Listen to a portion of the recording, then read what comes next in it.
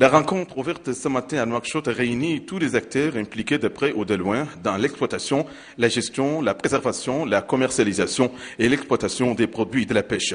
Sont notamment autour de la table des délégués du gouvernement, le secteur privé, la société civile et les partenaires au développement. Le programme prévoit une série d'exposés portant entre autres sur l'initiative pour la transparence dans les industries extractives, sur le secteur de la pêche. Il est également question du rôle de la société civile dans la gestion des ressources naturelles ou encore de l'apport des bailleurs de fonds en matière de bonne gouvernance.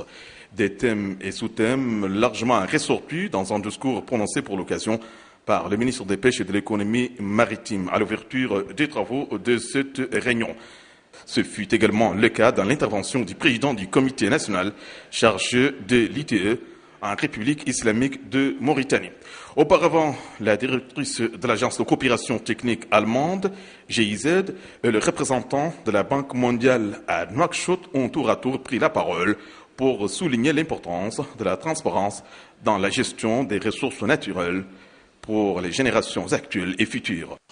La réussite de la Mauritanie en matière de transparence dans les industries extractives a été reconnue par l'annonce de la conformité du pays aux standards de l'ITE en février dernier. Ce succès sera renforcé par l'élargissement au secteur de la pêche, dont l'importance pour l'économie mauritanienne est capitale. Le secteur des pêches en Mauritanie a été longtemps la locomotive économique du pays et pourrait encore contribuer de manière significative au développement du pays, au niveau de la croissance économique, de la création d'emplois et du développement local. Pour ce faire, il est nécessaire que le secteur soit assaini et que les bases d'une pêche responsable avec des retombées plus conséquentes sur l'économie nationale soient établies. C'est le dire, rappelons que la Mauritanie a adhéré à l'initiative pour la transparence dans les industries extractives en octobre.